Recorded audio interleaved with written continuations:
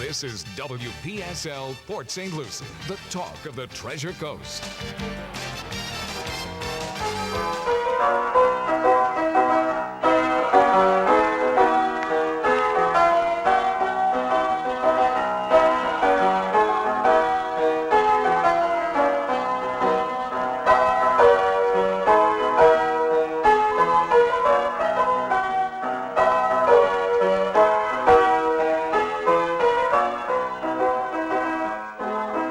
It's 11:07 at WPSL 1590, the talk of the Treasure Coast. And you're on Ask a Rabbi. And this is Rabbi Shafir Lobb of Congregation Eitz Chaim, your Jewish home on the Treasure Coast. And by the way, for those who don't know, Eitz Chaim means tree of life.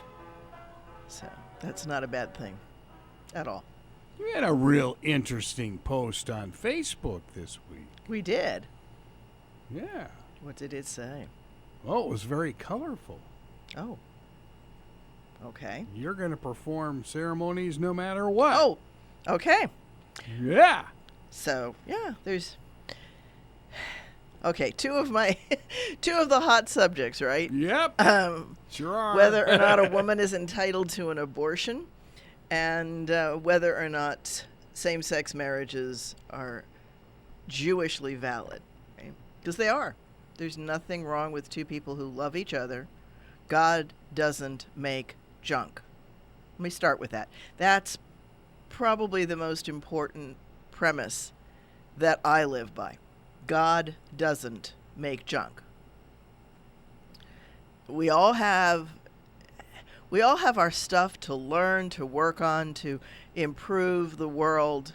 Jewishly, we are what are called shutafim. We are partners with God. It is our job to make the world better. We are to leave it better than we find it.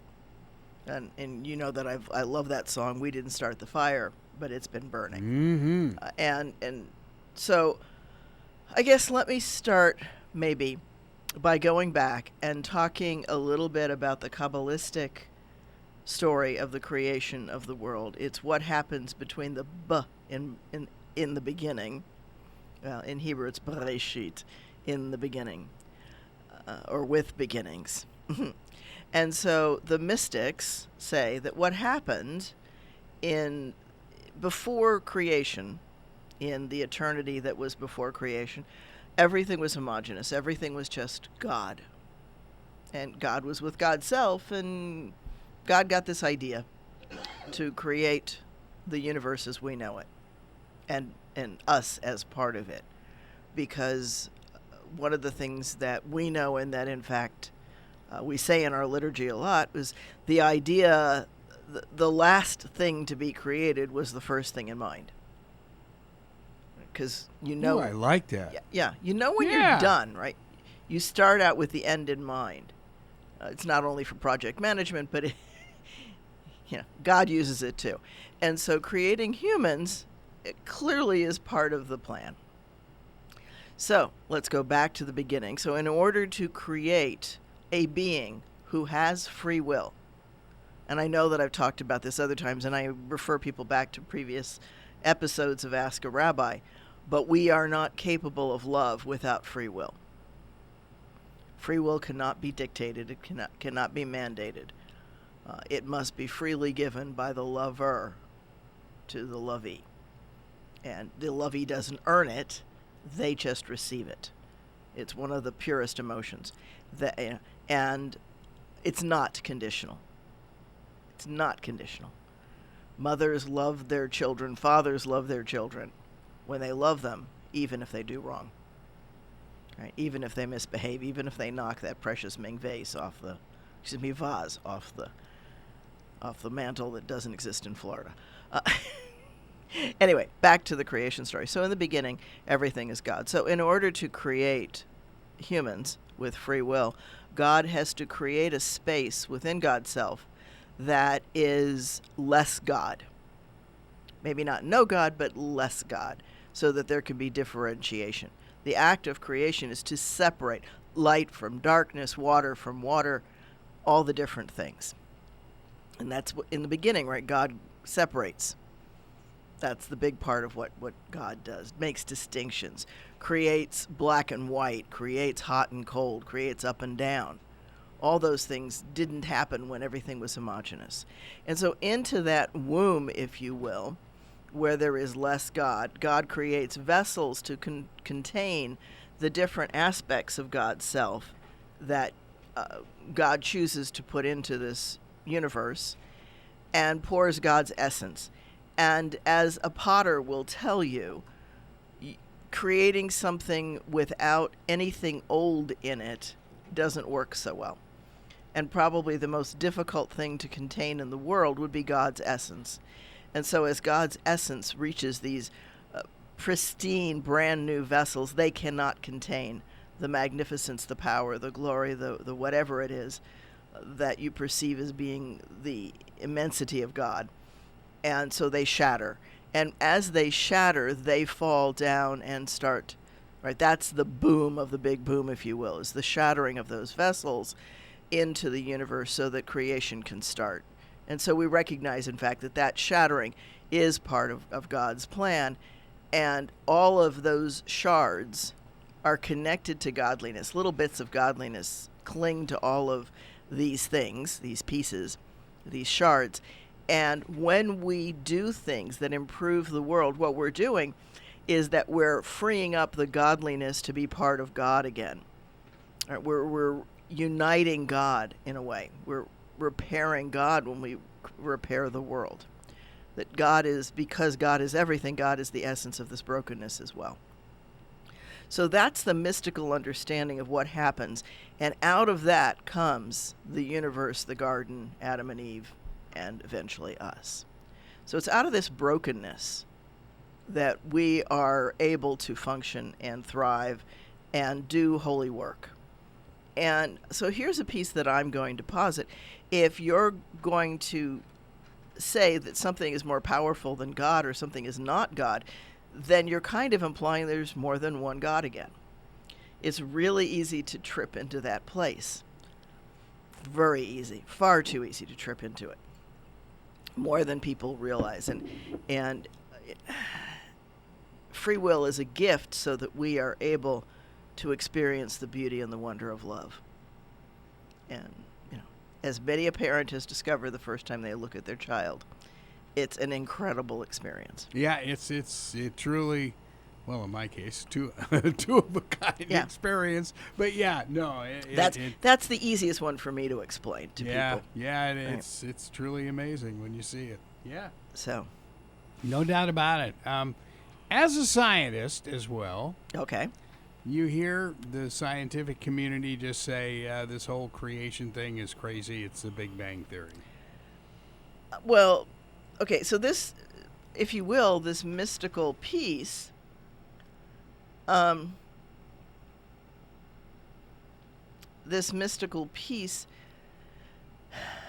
doesn't, it is the Big Bang, if you will. It's the Big Bang that precedes Adam and Eve. The story of Adam and Eve, if you realize and recognize, and this is an interesting argument that I have with some other people in the community, but the idea of a day being 24 hours was not in the biblical writer's mind. How can you have a day when there isn't sun, moon, and stars until Wednesday? Okay, how are you going to measure this? On what clock? The world clock was not yet installed in Boulder, Colorado. The definition of an hour is much later than the Bible. And so they don't mean a day as in one revolution on our axis, which, by the way, if you look at science, goes anywhere from 23 hours and some minutes to 24 hours and some minutes. We wobble, folks. We wobble on our path around the sun and through the universe. We wobble on our axis. We are not a perfectly spinning top. Well, if you look at a top, it wobbles too. Because mass is not perfectly homogeneous. That's what God needed in order to create the world, is to non-homogenize things. It is the difference, the diversity, the variety that allows creation. Even our genes play a game of of creativity during meiosis and mitosis, the two processes that lead to gametes, to sperm and egg. There is a freewheeling piece in there where the chromosomes trade, for lack of a better word. They spin off pieces of themselves and then they recombine themselves. And they never recombine the same way. And that's why brothers don't look identical to each other. Sisters don't look identical to each other. Even if they're identical twins, there are still differences. They might be subtle, and you might need to know them well to see the differences. And they might hide them from time to time in their efforts to take each other's classes in school or something like that. Because there are differences. I went to school with identical twins, and you couldn't tell those guys apart. You couldn't, but their parents, I'll bet, could. Yeah, well, yeah, but they used to play practical jokes on their parents, too. Of course. Well, there's the parent trap, right, Haley Mills? Yeah, Dad was a pilot, so he was gone a lot. So he didn't know them as well. They had a field day with him, yeah. And so, right, the same thing is true with a litter of puppies. Right, when I used to raise dogs and I'd have 4 or 5 or 6 puppies in a litter, I could tell them apart really, really well. Others maybe not, but I could. They were all maybe all black or all apricot, but they were, clearly little differences. So, getting back to it, the creation is this diversity, and if you want any evidence of the need for diversity, look out your window, look out your door. How many kinds of palm trees do you see? How many shades of green do you see? Oh, several. Several thousand. Yeah, sure. Maybe several million shades of green. Sure, obviously, yeah. And several hundred different kinds of palm trees. And even that, 2 palm trees don't grow identically to each other when they grow. We're not meant to be identical. We're meant to be different. We're meant to have different roles, different tasks, different gifts to share, so that together, as a community, as humans on the planet, we can work together. So I have to share. I was walking into the studio, let me rephrase it. I was turning off my car just as I was hearing about Arkansas wanting to create a law to make it illegal for a woman to leave the state in order to get an abortion. If there was any question that abortion is being used as a power play to control and hold women prisoner, that's a clear indication. Yeah, but it's Arkansas and nobody lives there. Unfortunately, some people do. Unfortunately, some people do. And they didn't choose to be born there and raised there, and if they're poor, that's where they are. It's not so easy for the poor to change residence. Candidly, if I lived in Arkansas, that would probably be enough for me to change residence to another state. Oh yeah, I mean well, that's trying absurd. That's trying to hold somebody as a prisoner. Yeah, that's totally absurd. Well, it's clear what the intent is here. It's if there was any question with any of the other stuff going around, that lawmakers in Arkansas can even think that it's okay to hold your people, your adults, prisoner, that's not okay. And so, yes, you're right. I did post on my, that I support reproductive health. And I know that Stuart talked a little bit about it on his Ask a Lawyer show. I'll get my mouth to work for me yet today. And Jewishly, he's right. Men are not allowed to impose on women matters of their body. So much so that the Sanhedrin in the Book of Laws says that if the case being brought before the court involves women's matters, it's a little broad, women's matters, they are required to consider the advice of experts, of women experts on women's matters. So that's interesting. Yeah. Back that far. We're talking, at least 2,000 years ago. Yeah. Wow. They're required to involve women in the court to help the judges work their way through the women's matters. So there's a recognition that what a woman experiences of her body is her experience, and it's not somebody else's. At the same time, as I say that, I'm reminded of the lunacy that the first experiment, the pilot study on uterine cancer, was conducted on white single males. All right, back up. I'm serious. You can look that one up. Come on. Yeah. It was a time when experiments were conducted primarily using white single males because they were considered the most stable subjects. And, all organs are the same inside the body, right?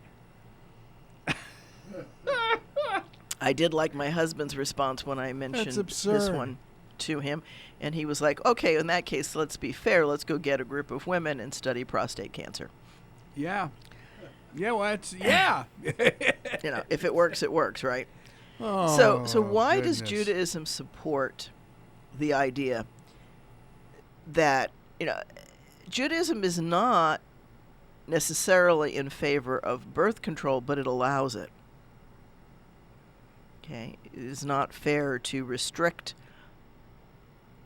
The ideal is to have at least 2 children to replace yourself. And the rabbis actually have a discussion, and they say it should be 1 male and 1 female because in most cases it's a male and a female that create a child, whether the couple is same sex or not. And most same-sex families that have children, the children occurred from, or at least historically, occurred from prior marriages or prior relationships. Today, there are so many ways for a woman to get pregnant, so many women working at it, that it's not uncommon to have for same-sex couples to have one of the women be the mother. Obviously, a little more difficult for 2 gays to do it. But there are ways that they adopt children. Yeah, they can adopt. Sure. Or again, they bring their stepchildren in from a previous marriage, which was not same-sex. So there's so many ways to work these things. And there are so many babies out there right now who need a forever home. Not to be in the foster system and bounced from home to home, but with a loving family. So if people want to adopt, it can happen, but it's expensive. It's very expensive. So again, it's something that happens more for the rich. Welcome to the world, unfortunately. So it's not like there isn't a supply of babies out there. There is. They're just expensive. Yeah, this might be an effort at lowering the cost. I don't know. I'm not going to go into any speculation like that. I'll get far afield and get weird before I take any effort at all. But getting back to it. So a woman is considered the best judge of what her body is experiencing. And we are not allowed to interfere if the child in any way endangers the mother. That's not just physical threatening her life. It might be that she can't handle the pain of carrying a child.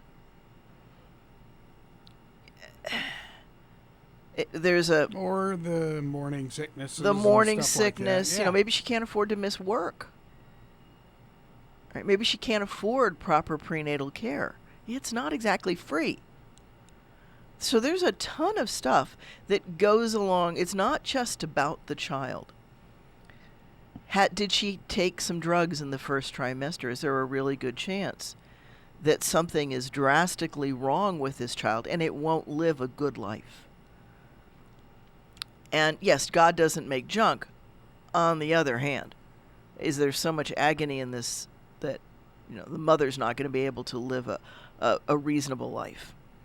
I thought it was difficult when our kids grew up, but nowadays you talk about the drugs. I mean, there's just so much out there that it's terrible. And some of the things that you shouldn't have in and around children.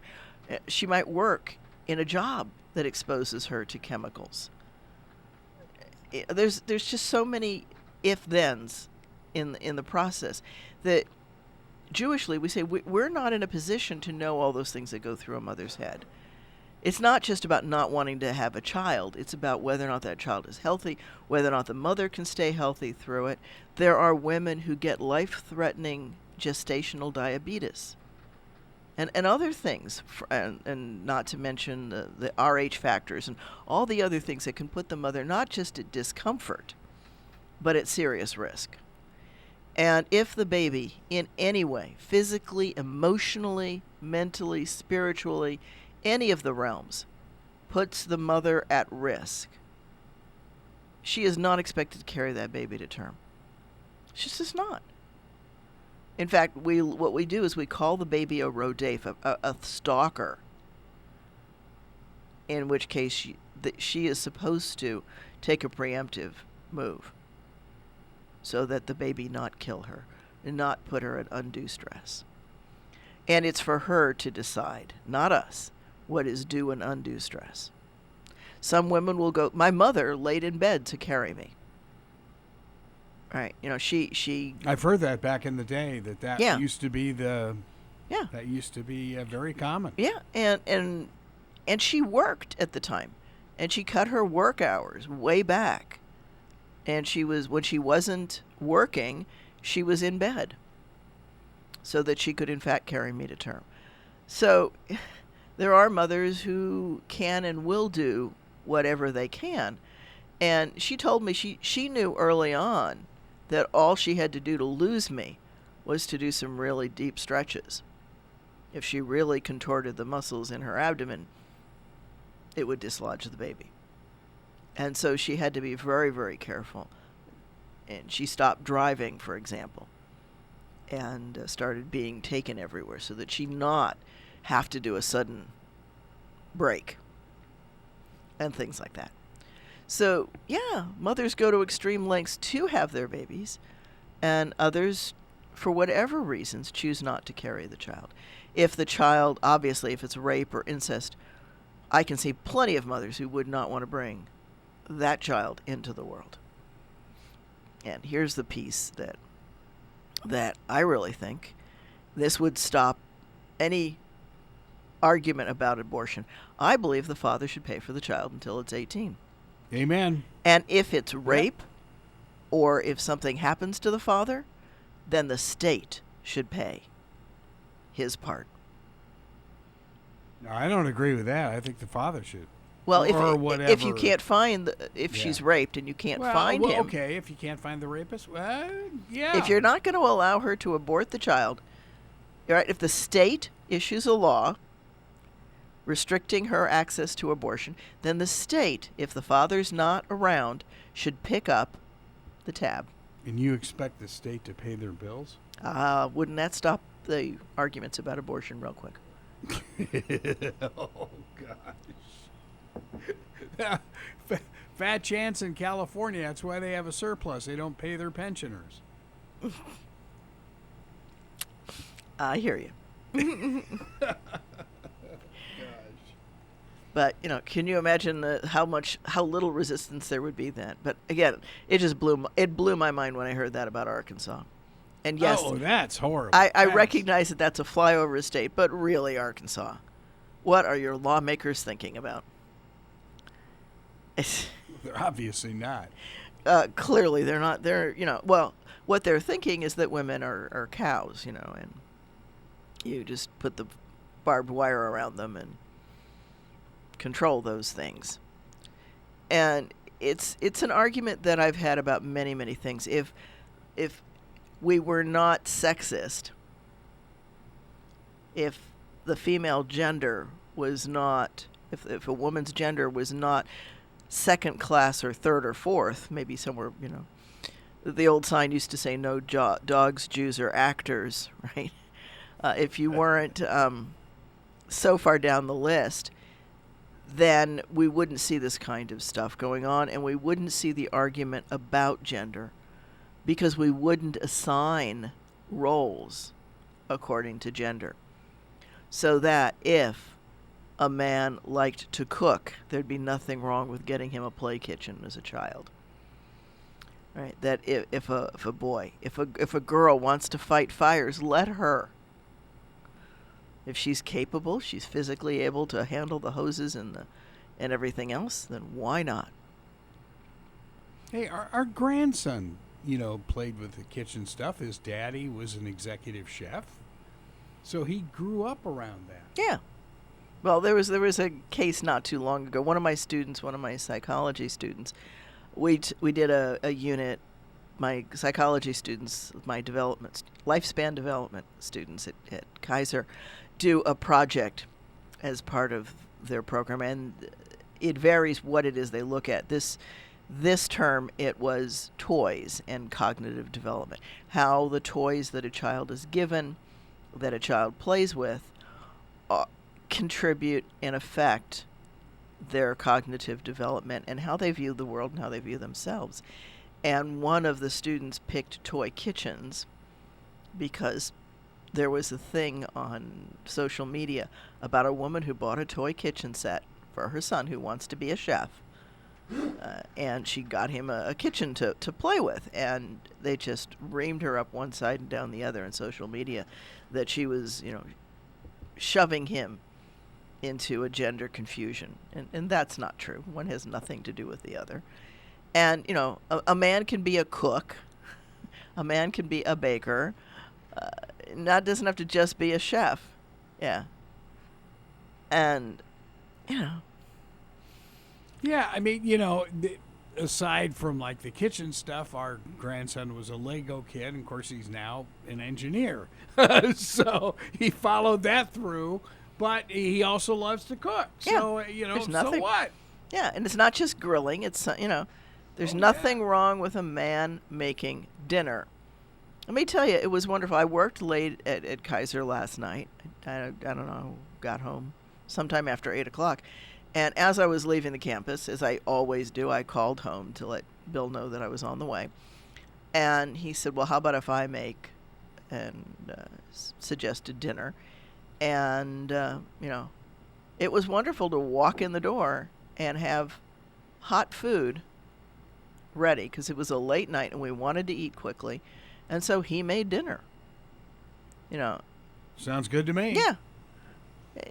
And it wasn't a big fancy French meal, but it was tasty. It was chicken and noodles, and not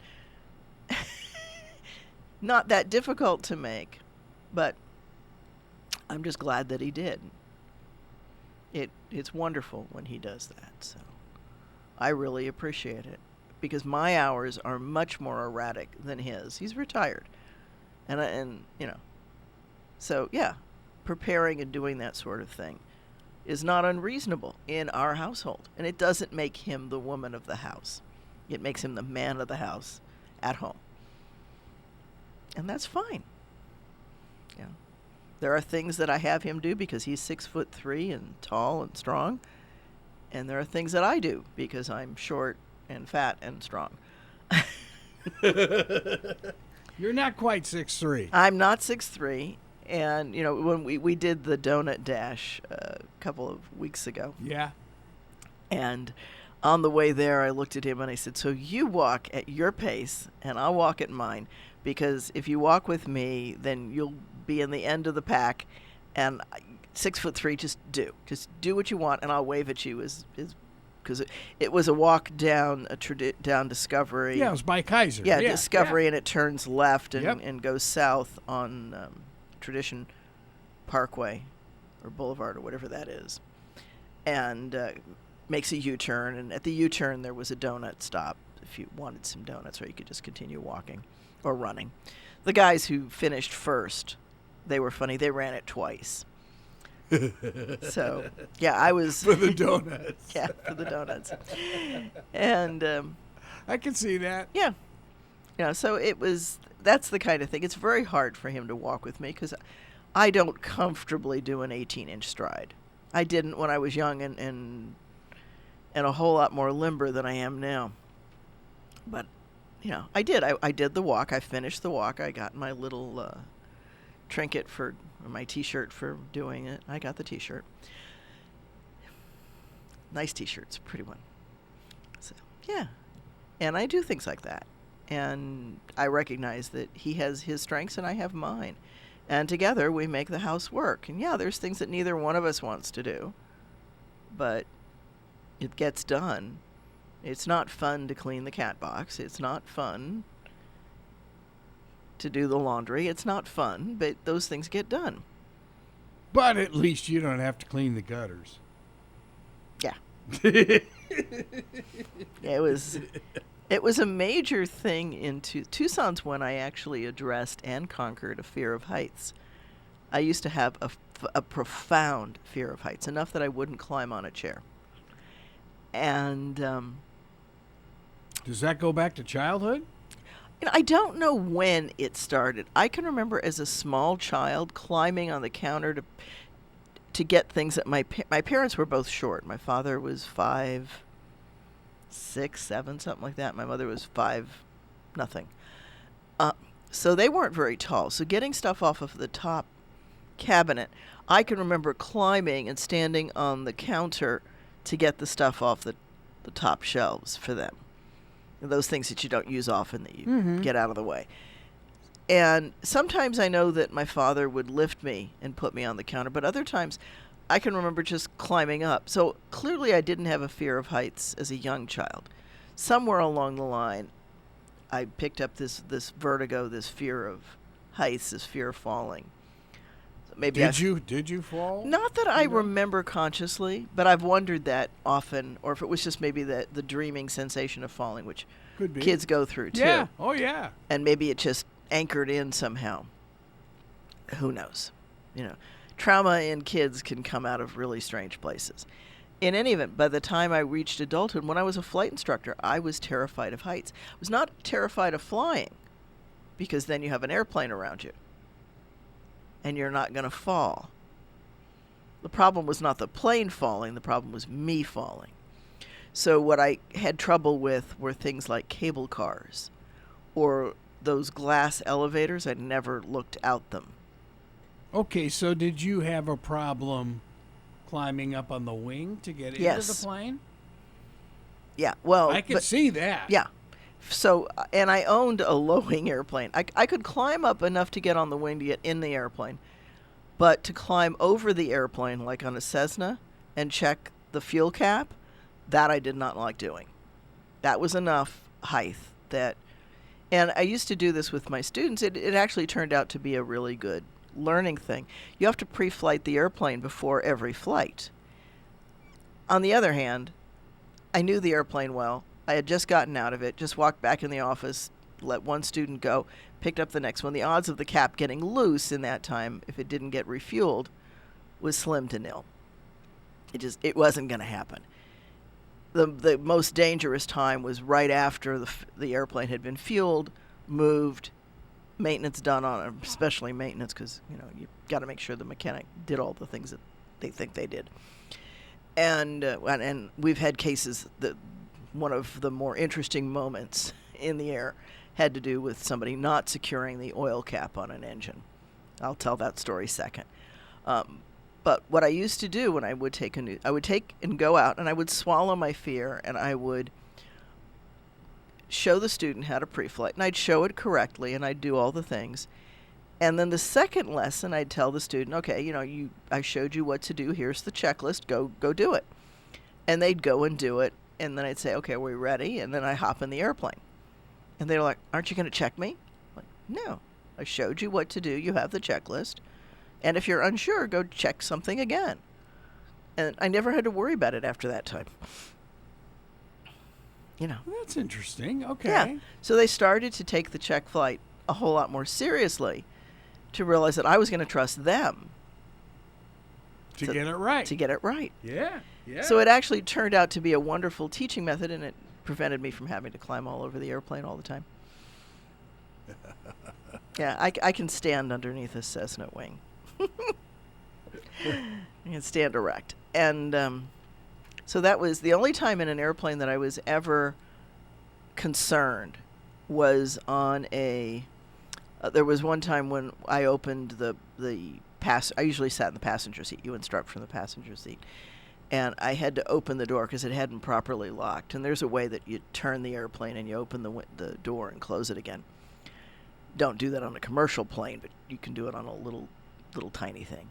And I made the mistake of looking down while I was doing that. And, the vertigo hit. So, it took me a minute or two to get myself stable again and finish the lesson. So anyway, in Tucson, in Tucson we used to run the cactus Kalan. Here in Florida we've run the palm tree Kalan. We're going to restart it once COVID finally tamps down. Not yet. Maybe 10 years. I hope not. I hope it's not that long. It's getting absurd. It is. Yeah, well, that's all right. This fall we're going to get our, what is it, the new virus. Yeah. Yeah, what? Monkeypox. Okay. Yeah, the monkeypox virus. Our government is spending several $1 billion on the vaccinations. Okay. I hear you, and these are serious things, but I don't want to be a super spreader event. So we're suspending it until I can be reasonably comfortable that it's not going to spread we're not going to bring people in to spread it. And I people have accused me of not being cautious, but I am extremely cautious. And so that's one of the things we're not doing. But at one of those gatherings in Tucson, I said I'm going to take advantage of this gathering to do some spiritual teaching, and I'm going to work on my fear of heights. And I got better. By the end of the gathering, I was able to climb on a chair to talk to people. And I did that as a demo that, because I would not do it in the beginning of the gathering. So I had worked enough to get myself on the chair. And I said then that I would send people photos of me on the roof of the house so that people would know that I had managed this and conquered it. And I did. And I took some really cool shots of the Swaro from the roof of the house. But prior to that, Bill still was the one who did maintenance on the roof, not me. Because he just climbs up there and he's fine. And now I get on ladders and it's no big deal. So I really have gotten over that fear and recognized, that it was self-induced vertigo that was stopping me. And so I worked on it. You can work on things. Not everything. Some things you need professional help. But the fear of heights was not one of them. And so I was able to work through it with meditation and prayer and the things that I was teaching. So pick and choose what you can work on. And you can make your life better. Certainly it's easier for me now to climb on a ladder and fix things. Change a light bulb and not have to wait on somebody and sit in the dark. It's a perfect example of it. So there are many things that we can do in life, and this is as good a segment as any to say if any of the talk that I've been doing is interesting to you and you like what you hear, you want to see this continue, please consider sponsoring one or more episodes of Ask a Rabbi. Please give a call. You can call and ask me a question at 772-340-1590. Or you can call any time and ask for either Greg or Carol, and they will certainly be glad to help you figure out how to sponsor as many episodes as you'd like to. And it also gets to some other advertising at other times on the station as well. And I will dedicate a show to the topics that you want to hear, so you have some input that way. Contracts are 10-year minimum. There you go. Might as well get like sports now. There you go. Yeah. Until we break it, right? Contracts are only as good as the paper and the people. Yeah, isn't that the truth? Oh, my goodness. Speaking of California. Yeah. Yeah, no kidding. But, you have to, getting back to my lovely state of Arkansas, the University of Arkansas mascot is a... I don't know. Pig. Hog. A hog. Oh. Yeah. Okay. Sort of appropriate. That I didn't know. But, you're the expert on all of the... It kind of says it all. Yeah. I'm not going to go there. So, yeah. So that is the point, right? Jewishly, the baby is not considered alive until it takes its own breath. A baby does not breathe on its own. The blood bypasses the baby's lungs. They're usually, that's one of the biggest issues. The lungs are one of the last things to develop in the body. That's the difference between our religions. I understand, but that has to do with... That's very interesting. That has to do with the Roman attitude toward women. Oh, here we go. Oh. Right? I mean, they considered that a child who was... Remember that cesarean section in those days killed the mother. Yeah. Well, it did in the 50s. I mean, yeah, going all the way back to those days, I would imagine. It certainly did. And, that was considered not a big deal so that you could have the baby, particularly if the baby was Caesar. Ooh. Okay, cesarean sections were fatal. And not only that, but they considered those babies as not born of woman. Wait a minute. Go read Macbeth, folks. You're safe until... no man born of woman can hurt you, right? And the one who kills Macbeth was born by cesarean section. Ooh. So the meanings of things change. Yeah, yeah. But yeah, Jewishly, you're not considered alive until you take a breath. And you're considered dead when you stop breathing.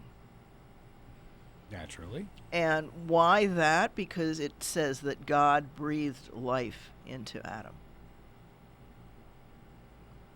The start of life is the breath. That makes sense. And the death is often, right, the kiss of death.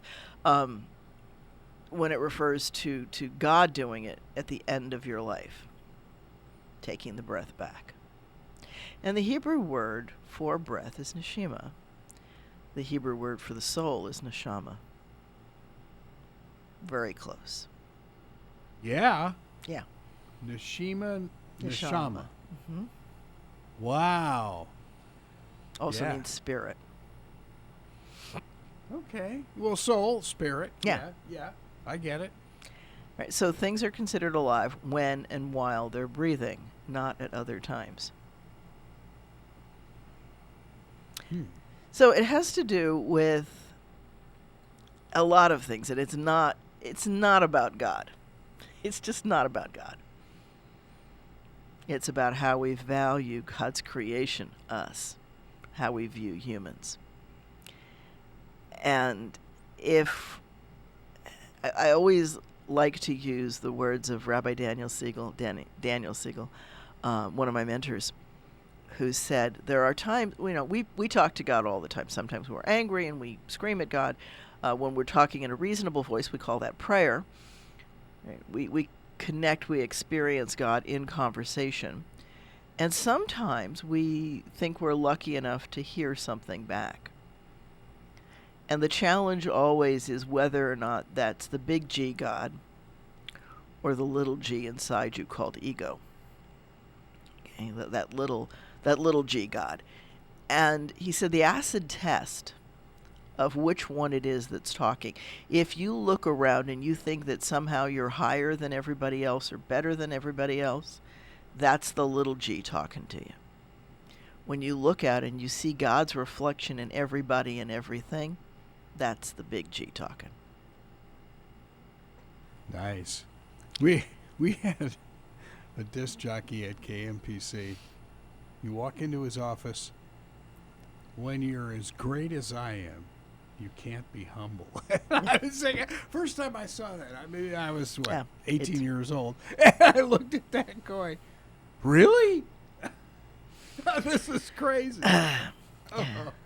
How's the saying go? I used to be conceited, but now I'm perfect. That's it. Yes. Oh my gosh. Yeah. And oddly enough, the people who are most conceited are usually trying to convince themselves. But that's the psychologist in me. No, you're right on. Sure. Right. The people who are most pompous and most angry don't like themselves. Anger is about control and not liking yourself. Because the one you can least control when you're angry is you. Mm-hmm. Yeah, psychology is full of all those miserable things that I don't like when I'm angry, but I know them, and so I have to convince myself of those, on those. And I've gotten better, not much anger anymore. I've gotten to live with the person who looks back at me in the mirror. There you go. So I don't think she's any better than anybody else, but I'm used to her now. So any interesting stories from your students this week? Well, there was, like I said, the one about the toy kitchen that I thought was kind of interesting. Yeah. And I'm always amazed at my students. They're interesting. I love them, every one of them, even the ones that cause me great grief. Now, the ones that you have now, are they like college-age students, Yeah. or are they I'm no career lo- types? There's a mix. Okay. There's yeah. a mix. There are students coming fresh out of school, and of course at IRSC we've got dual enrolls. Yeah. And a lot of dual enrolls like to take the summer courses because then they don't have the conflict with the regular classes, so they can really get a jump on their associates. It's the easiest way to get an associate's, and I love it that students end up with their associates from IRSC a week or two before they get their high school diploma. Yeah. It's just the way the school schedules work. And by the way, congratulations again to IRSC with the Promise program. Yeah. Also applying to dual enrolled, which means Yeah. IRSC will cover years 3 and 4 Right. of your school. So you Tuition can. free. Yep. So if you do it right, you should come out with a bachelor's. What a great! I wish that had been. Don't we all? Yeah, I would love to have not had student debt. Well, I luckily didn't. I mean, my what was my tuition was what, 2,000 for the year, something. It was something ridiculously. Well, it was expensive. It was not low back then because No. people only made so much, But, yeah. Yeah. I don't even want to think about student debt. Oh. I wish there was a way that they could figure out to handle that and make it easier, but such is life. You work on things as you have to. Well, you have colleges now charging tuition of what, 70,000. Yeah, It's there's like- some of them are just off the charts, and especially at the graduate school level. So yeah, she said having 2 PhDs and MBA. Yeah. Well, and it was talking with a doctor, and he I was on the air too. I almost died. He was talking about the student debt after med school. Oh, And if he had it to do over again, he would become a physical therapist and not an MD.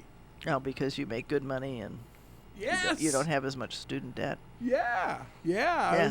I was really surprised. He was brutally honest.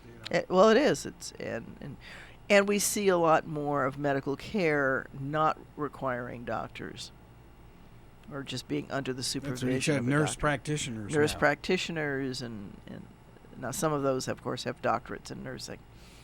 So we're seeing a whole different shift. It's not anything like the medical care that, thankfully, that my father didn't survive under, and that wasn't anybody's fault. That was the technology just wasn't ready for his condition. Today he'd have gotten a stent and been fine, but maybe, who knows? People still die. No matter how good we are at extending life, eventually it comes to an end. And I point that out. Actually, one of my Christian students pointed it out when we were studying. I teach a course called The Jewish Understanding of Christian Scriptures. Oh, And okay, yes. So it always brings in an interesting group of people. And maybe I need to run that class. I'm thinking about getting some adult ed classes and running them maybe one day a week or something. That would be fascinating. Yeah. So, but anyway, one of the students on that piped up with, well, even Lazarus died. He's not walking around now. So it wasn't like the reviving was complete. It was temporary. It was just an extension. And of course, unless we're there and we have modern technology, we really don't know what was going on. And that's fine. It doesn't matter. It matters what it does for people. Thought I saw Lazarus on South Beach. Maybe not. Maybe not. Maybe it was Rod Stewart. All right. We're going to take me in places. Okay. So that's a question that I have for the folks listening in. Would you folks like an adult ed class on something like the Jewish understanding of Christian scriptures or something like that? That would be cool. So that might be something that I may talk to some folks and see if I can get a classroom and offer that at some minimal cost, because obviously there's a cost for the classroom and things like that. That'd be fascinating. So, yeah. See what we can do. That's cool. So we're about to wrap it up. This is the summertime, and we've just finished with the month of Sivan, and we're moving forward on the Jewish calendar. The world is definitely crazy. As the songwriter would have said, it is definitely turning and burning. And I hope we work our way through this. The idea that women's access to reproductive health, and that's really what it is. It's not just about abortions. Most of the quote-unquote abortion clinics don't just do abortions. They do all kinds of prenatal support, women's health. Those are not easy things to come by, and they're not cheap. And having access to that is so important for people. But until we treasure women, I'll give another counterpart. One of the things that has always irritated me is that people say that we'll have peace when they love their children more than they hate us. And that also has fingers pointing back. We'll have peace when we love our children more than we hate them. We need to be really careful about judgments we make of them. Be gentle to them and be gentle to yourself. The fingers point both ways. When you point a finger out, 3 point back at you. And that's your own hand. That's as good a place as any to leave this. This has been Rabbi Shafir Lobb for Congregation Eitz Chaim, your Jewish home on the Treasure Coast. And where do we find you? We find us on Facebook or on www.eitzchaim.org. And we have services on Friday night at 7:30 at 540 Northwest University Boulevard, Suite 102, and that's right across from Met Stadium Clover Park. And we are still doing Shabbat mornings online. So stay safe, everyone. Wash your hands. That has not changed. Have a great week. God willing, see you next Friday. This is WPSL, Port St. Lucie.